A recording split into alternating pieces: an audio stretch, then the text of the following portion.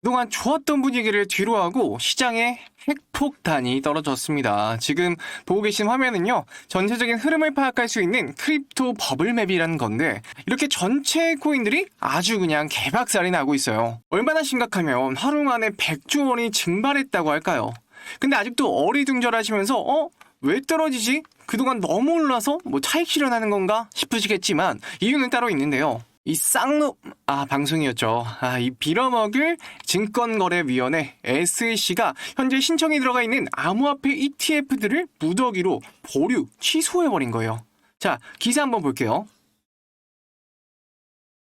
미국 증권거래위원회가 비트와이즈의 암호화폐 지수펀드 ETF 전환을 전격 승인한 직후 이를 즉시 보류했다. SEC 산하거래 및 시장 부문은 비트와이즈의 비트와이즈 10 크립토 인덱스 펀드를 상장 지수펀드로 전환하는 안건을 신속 승인했지만 같은 날 SEC의 셰리 헤이우드 차관보는 이 명령을 즉시 보류한다고 통보했다. ETF 전환은 위원회 재검토가 있을 때까지 유예된다. 비트와이즈의 지수펀드는 비트코인, 이더리움을 포함한 주요 암호화폐에 분산 투자하고 있다. 자, 되게 웃기죠. 같은 SEC에서 거래 및 시장 부문은 이렇게 신속 승인을 했지만요. 자, 셰리 헤이우드라는 차관보. 여기서 차관보는 장관, 차관을 보좌하는 직책인데요. 서로 같은 날 다른 말을 하고 있는 거죠. 이어서 보면 반뷰런 캐피털의 스콧 존슨 파트너는 이번 보류가 내부 위원 간 견해 충돌을 의식한 전략일 가능성. 요거는 뭐예요? 즉 사내 정치와 관련이 있을 수 있다. 이렇게 해석할 수 있고 블룸버그의 에릭 발추나스 역시 SEC가 암호화폐 ETF를 위한 일반 상장 기준을 마련할 때까지 시간을 벌려는 움직임일 수 있다라고 합니다. 근데 이게 두 번째는 말이 안 되는 게 SEC가 언제 암호화폐 눈치 본 적 있나요? 신속 승인을 했다가 보류를 한다는 건 여러분이 봐도 말이 안 되죠. 현실적으로 이건 신속 승인을 했던 거래 및 시장 부문 부문장이랑 차관부 간의 내부 알력 다툼으로 보는 게 맞는데 문제는 이 멋같은 알력 다툼 때문에 코인 투자자들이 지금 곡소리가 나오는 게 문제라는 겁니다. 이거를 조금만 깊게 들어가면 리플 ETF에 대한 문제도 나오는데요. 리플 현물 ETF 승인을 SEC가 무기 연기 또는 심사 거부한 사실이 드러나 파장이 일고 있다. 리플 현물 ETF 승인을 SEC가 또 무기 연기했던지 심사를 거부했던지 둘 중에 하나라는 거죠. 지금까지 리플이랑 이 SEC랑 박 터지도록 싸웠는데 시장에선 판결 때문에 ETF 승인이 어렵다는 것보다는 사실상 SEC의 보복 아닌가 하고 있습니다. 어쨌든 권한은 얘네가 다 가지고 있고 승인 요건을 맞췄음에도 무기한 연기를 한다는 건 그냥 뭐예요? 엿먹인다는 거죠. 그동안 너네 때문에 고생했으니 한번 당해봐 이런 마인드. 법적 판결이 거의 넘어왔음에도 이러는 거 보면 한심하죠. 밑에를 보면요. 자, 이 부분인데요. 뉴욕 증시에서는 SEC가 XRP ETF 승인을 지나치게 정치적으로 판단하고 있다라는 불만이 제기되고 있다. 비트코인과 이더리움의 현물 ETF가 이미 승인된 마당에 XRP를 유독 지연시키는 건 형평성 논란을 야기할 수 있다는 여론이 일부 있다. SEC는 향후 수개월 내 다시 심사 일정에 관한 공지를 할 예정이다. SEC가 공식 승인까지 나아갈지는 미지수다. 아니 뭐는 되고 뭐는 안 되고 사실 리플이 포함된 ETF는 시중에 나와 있긴 한데 파급력이 약했어요. 예를 들면 시가총액 10개를 담는 ETF가 있는데 동일한 게 따따따따따 담으면은 10%만 리플 담는 거죠. 근데 이번에 통과시키려는 ETF는 리플만 100% 담는 거라 시상승에도 정말 유의미한 영향을 주는 거란 말이죠. 근데 그게 SEC한테 제동이 걸렸으니 6월 그리고 7월 진짜 강했던 리플이 현재 제동이 걸린 이유입니다. 차트를 보면 일단 전체적인 흐름부터 짚어드릴게요. 자, 리플이 이때 바닥에서 기다가 단기간에 3,000원대까지 500% 오른 이유, 미국 스테이블 코인 법안에 대한 기대감으로 선제적으로 올랐다라고 말씀드렸었고 그 기대감이 어느 정도인지 시장에선 정확한 판단이 불가능하니 자 이렇게 위아래 왔다 갔다 놀다가 요 박스권 안에서 놀고 있죠. 그 다음 최근에 이때 올랐던 건 리플 ETF 승인에 대한 기대감, 다시 전고점을 넘으려다가 지금 무기한 연기가 나서 이렇게 꼬꾸라진 건데 향후 트럼프의 행보나 SEC가 하는 거에 따라서 요 큰 박스권 이 중단까지 조정을 주고 다시 이렇게 오를 수가 있다, 이렇게 말씀드리고요. SEC가 질질 끄면 요 하단까지도 떨어질 수는 있지만 거기는 가능성을 크게 보지는 않고, 제일 유력한 건 여기 중단을 자 이렇게 포인트가 아니에요, 여기가 아니라 이렇게 존으로 보셔야 되고, 어느 정도 내려왔을 때 이 부분에서 추가적으로 물량을 담으시는 게 베스트다. 근데 지난번에 댓글로 이런 질문하시는 분 계시더라고요. 전문가님 왜 단순한 거 요런 거만 쓰세요? 누구는 삐까뻔쩍한 지표 막 화살표 같은 거 쫙쫙쫙 나와 있고 이런 거 쓰시던데, 이런 질문을 남겨주셨는데요. 자, 여러분, 삐까뻔쩍한 게 좋은 게 아니에요. 자, 이 차트라는 건 뭡니까? 너도 보고 나도 보고 옆집 할아버지도 보고 기관도 보고 외국인도 보는 게 이 차트죠.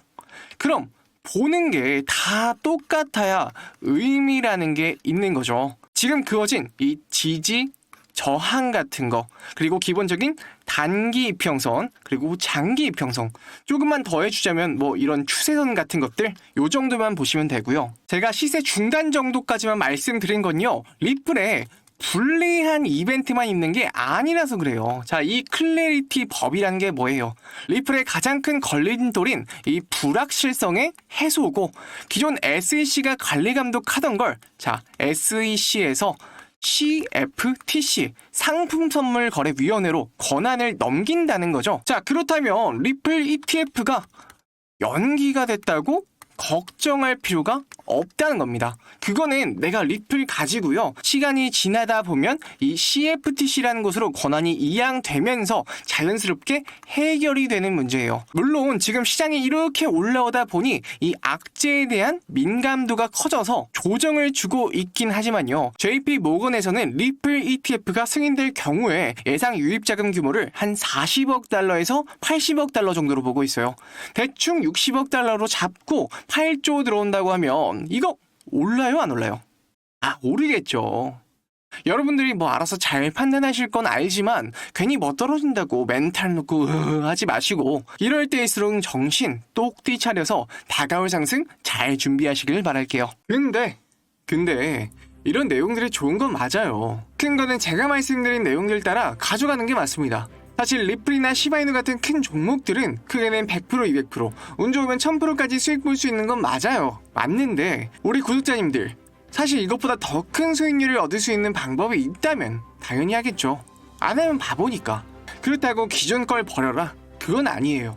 큰 거는 큰 거대로 가져가되 어느 정도 유망한 것도 잡아서 10,000%, 10만 프로짜리 대박 종목도 잡아가는 게 중요하다는 거죠.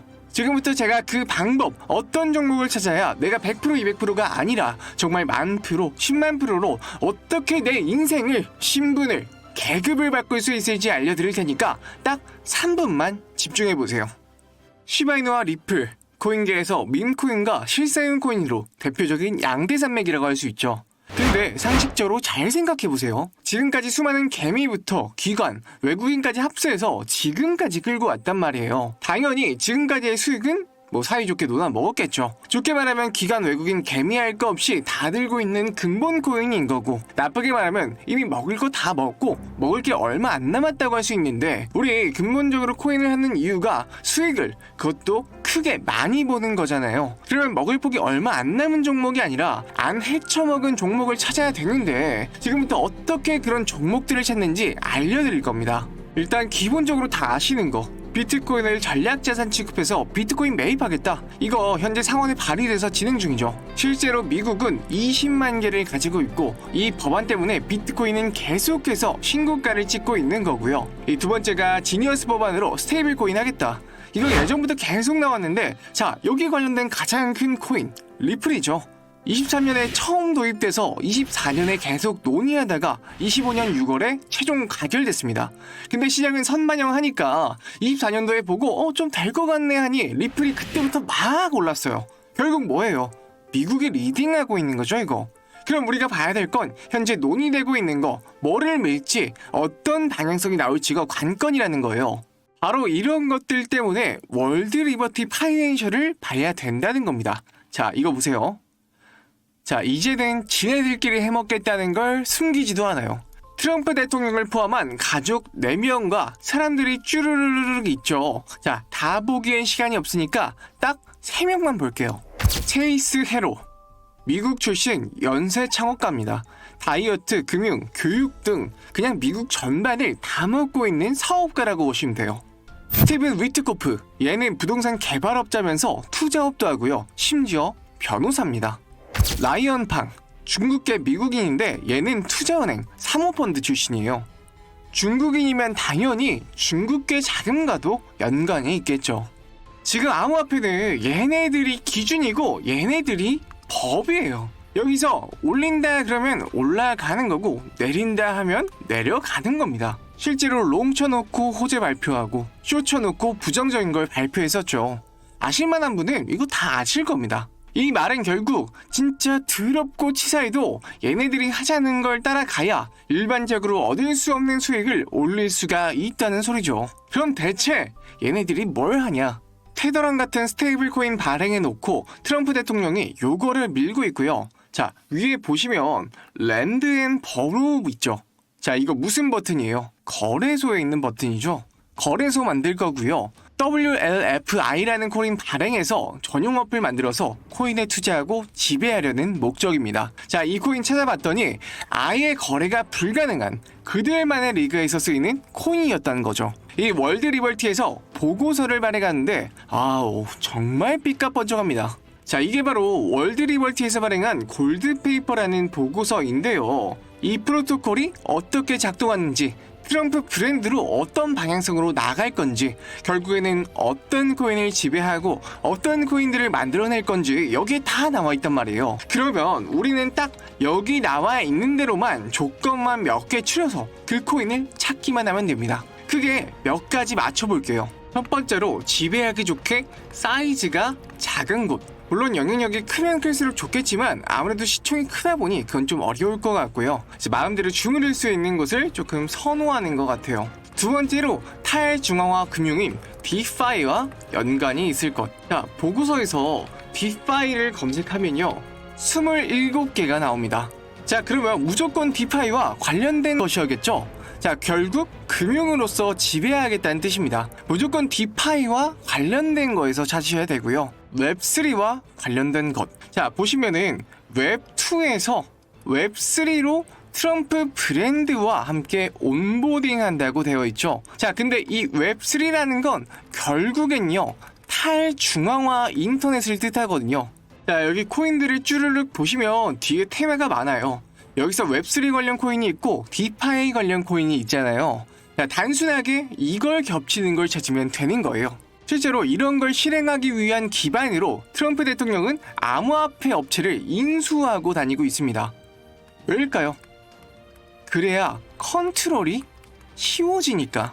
제가 말씀드린 조건 말고도 여러 가지 조건들이 있는데 직접 보시고 찾으셔도 됩니다. 근데 정말 귀찮고 잘 모르겠다, 무슨 조건인지 궁금하다 하시는 분들은 제가 알려드릴 건데 일단 구독, 좋아요 한 번씩만 부탁드릴게요.